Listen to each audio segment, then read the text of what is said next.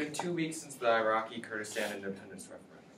The vote brought a historic number to the polls when more than 75% of eligible voters voted, and passed with over 90% in favor of self-rule. But while historic, the referendum is wholly a symbolic act. Baghdad has refused to acknowledge the referendum, and has received international condemnation by even one of Kurdistan's closest supporters, the U.S. So what does this mean for Kurdistan, what does it mean for the Middle East, and what does it mean for the international community as a whole? The Kurds are an ethnic group that inhabit a continuous band of land that passes through parts of Syria, Turkey, Iraq, and Iran. Despite living on these lands for hundreds of years, they've never been recognized as a sovereign nation.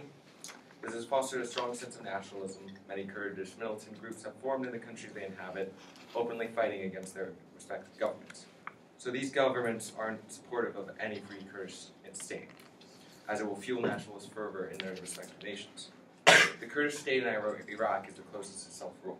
They have been considered an autonomous region of Iraq since 1991, being allowed to hold their own elections, manage their taxes, and control the oil trade. But they have not been granted full autonomy, as Baghdad still manages much of the area's banking, federal laws, courts, etc., and has no intention of giving Kurdistan up. The Arab Spring, subsequent civil war, and the rise of ISIS has loosened Baghdad's grip on Kurdistan, thus giving an opportunity for a referendum to occur.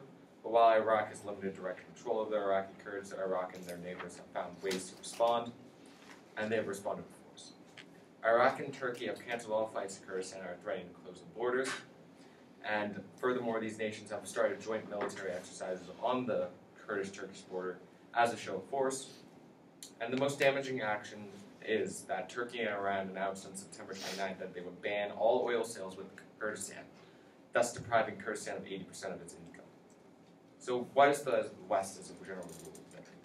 The West, supports the Kurdish independence movement, but feels as if now it is an opportune time, especially since the Kurdish government is occupying and claiming land that they took from ISIS. This is disputed land and is problematic as no ethnic group is overwhelmingly prevalent, as in no ethnic group is more than 50% of the population. The West fears that a free state will only add to the instability of the Middle East and undermine the fight against ISIS. But the Kurds think that the West would rather, live in indecision than create anti-West resentment by picking a side, which leads the Kurds to question whether the West will ever find an opportune time for a Kurdish free state. So whether you support a free Kurdistan or not, the Kurdish nationhood debate will be a debate that will continue for the foreseeable future, a debate that might see future Western involvement in the Middle East.